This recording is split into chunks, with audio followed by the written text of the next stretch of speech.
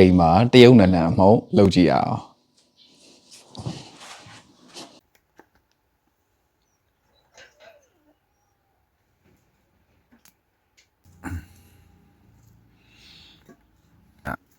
ပြင်ကအရွက်တွေကိုအရင်ခူးလိုက်ပေါ့နော်သူတို့အရင်တွေပေါ့ခူးလိုက်လို့ရှိရင်အတွင်းထဲကအရွက်ကဆက်ရှည်လာပြီးတော့နောက်အဲ့လိုပဲဆက်ပြီးတော့သူကသူထွက်နေလိမ့်မယ်ပေါ့နော်ဒီကောင်တွေကဒါပထမတစ်ချိန်ခူးထားပြီးပြီဒါပြန်ထွက်လာတာဒါဒုတိယတစ်ချိန်ခူးမှာပေါ့နော်ဒီမှာအဲ့လိုမျိုးနည်းနည်းခူးပလိုက်တဲ့ခါကျတော့အောက်ကတချို့ပင်ပေါက်လေးတွေပေါ့နော်ဒီထဲမှာဆိုရင်နန်းပင်လေးတွေရှိတယ်နန်းပင်လေးရှိတယ်ဒါတော့ပေါက်ဒါနန်းပင်ပေါ့နော်ဒါတော့ပေါင်းပင်ပေါ့ဒါကဟိုပါပေါ့ဗာလဲမုံညင်းအဝါပေါ့ yellow mustard ပင်ပေါ့အဲ့ပင်လေးကအခွင့်အလမ်းရလာမယ်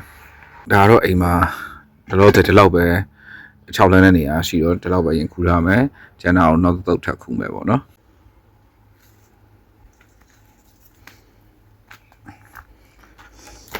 ခူးပြီးနော်အရွက်တွေကိုခြွေပြီးတော့ရေသေးချာဆေးပြီးတော့6လမ်းမှာဖြစ်ပါတယ်ညာရေစိမ့်ထားတာပေါ့နော်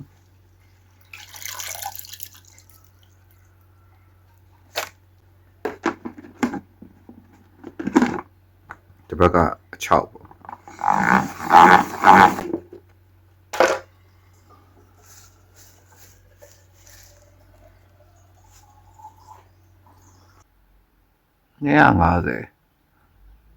250 gr လောက်ပဲရရှိအောင်စဒါရွက်တွေကိုဒီလမ်းမယ်ပေါ့နော်အိမ်မှာတော့ဟိုလေလန်းနဲ့ဒီဟိုက်ဒရိတ်တာတေချာမလုပ်ရသေးတဲ့အတွက်ကြောင့်မလို့ဒီထဲမှာပဲထည့်ပြီးတော့လှမ်းတယ်ပေါ့နော်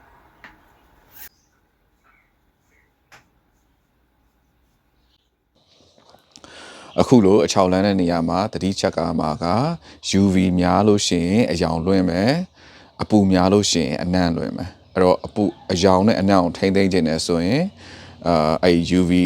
မများတဲ့အပူချိန်မများတဲ့နေရာမှာအလှမ်းနေကိုအချောက်လှမ်းရလိမ့်မယ်ပေါ့နော်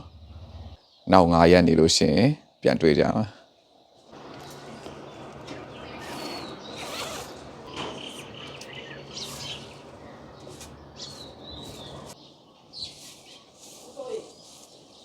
တိုင်ကြည့်လိုက်လို့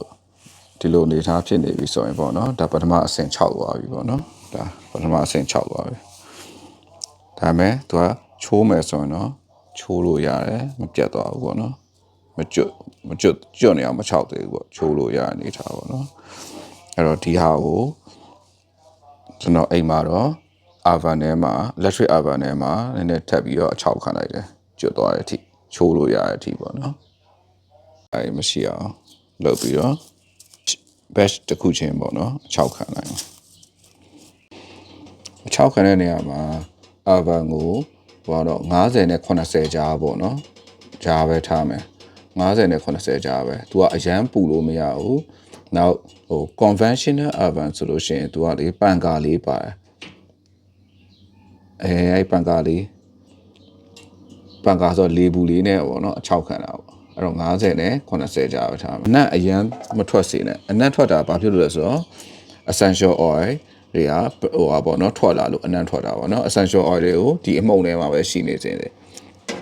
ဒီအရွက်ထဲမှာပဲရှိနေအောင်ထားရမယ်ဒါမှအရွက်ကအမှုန့်ဖြစ်သွားတဲ့အခါကျရင်မွေးလိမ့်မယ်အဖုံးဒီလိုပဲဟာစီပဲထားရမယ်ဒီဆင့်ကလောလို့မရဘူးလောလို့ရှိရင်အနံ့ပြောက်သွားလိမ့်မယ်ဒါ6ပြီးသားပေါ့နော်ဒါကျွတ်နေပြီကျွတ်ဦးဆိုရင်သူကချိုးကြည့်လို့ရ crash လုပ်လိုက်မယ်ဆိုရင်ဟာကြေးသွားဟာနော်ဒီမှာတော့ကြေးသွား crash လုပ်ကြည့်လို့ရတယ်ကြေးသွား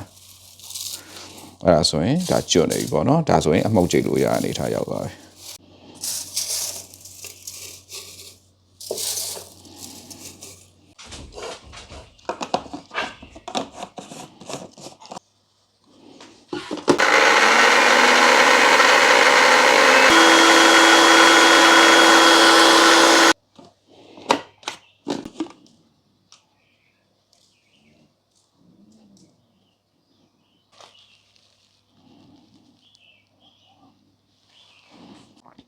စုပေါင်း20 gram ရပါတယ်ပေါ့နော်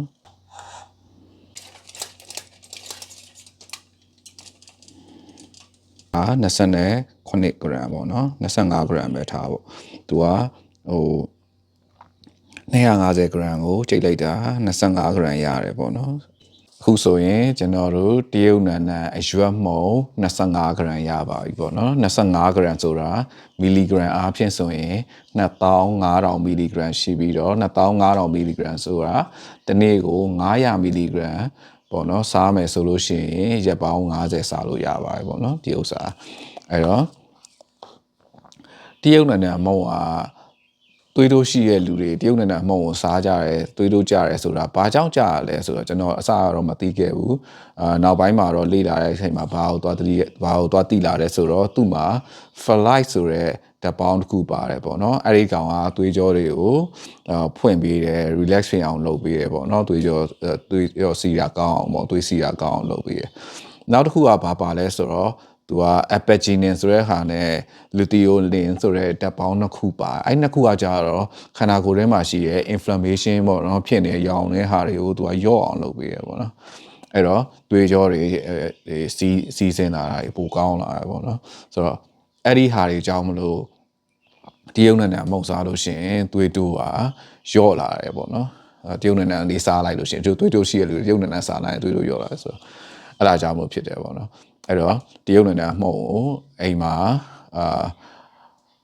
site တရုတ်နိုင်ငံကိုသွေးတိုးရှိသည်ဖြစ်စေမရှိသည်ဖြစ်စေသူ့မှာဒီ apagenin နဲ့ luteolin ရဲ့လှုပ်ဆောင်ချက်တွေကဒီပေါ့နော်သူကဟိုညအိပ်ပျော်တဲ့ anxiety ကိုရောကြစေရပေါ့နော်အဲ့လိုဓာတ်တွေလည်းရှိရတဲ့ကြောင့်မို့တရုတ်နိုင်ငံမှာသွေးတိုးရှိသည်ဖြစ်စေမရှိသည်ဖြစ်စေတရုတ်နိုင်ငံကိုအိမ်မှာ site ထားပါအမှုံလုပ်ထားပါတိန်တာပါလိုတဲ့ချိန်မှာသုံးပါပေါ့နော်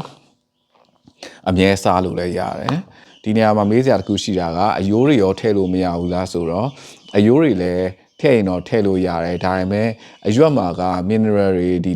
တခြားကိုလိုချင်တဲ့ဓာတ်တွေကအရွက်မှာပို့ပြီးတော့ concentrate ပေါ့နော်အရွက်မှာပို့ပြီးတော့များတဲ့အတွက်ကြောင့်မလို့ကျွန်တော်ကအရွက်ကိုပဲသုံးပြီးတော့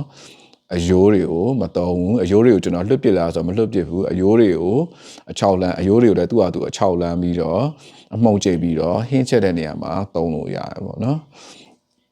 ဒါကြောင့်မို့ကျွန်တော်ဒီလို supplement လုပ်တဲ့ဟာကိုတဲမှာတော့တရုတ်နိုင်ငံ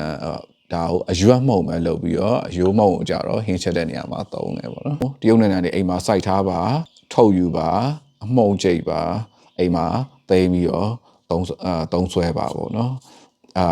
မိတ်ဆွေတို့အတွက်အများကြီးအကျိုးရှိလိမ့်မယ်အထူးသဖြင့်အိမ်မှာသွေးတိုးရှိတဲ့လူတွေဆိုရင်အများကြီးအထောက်အကူပြုလိမ့်မယ်ပေါ့နော်ဒီဟာကသွေးတိုးကြစေလို့ပါလို့ပေါ့နော်သွေးတိုးဟာကိုပေးထားတဲ့ medication တွေကိုအစားထိုးဖို့တော့မဟုတ်ဘူးဒါပေမဲ့တောင်းတန်အောင်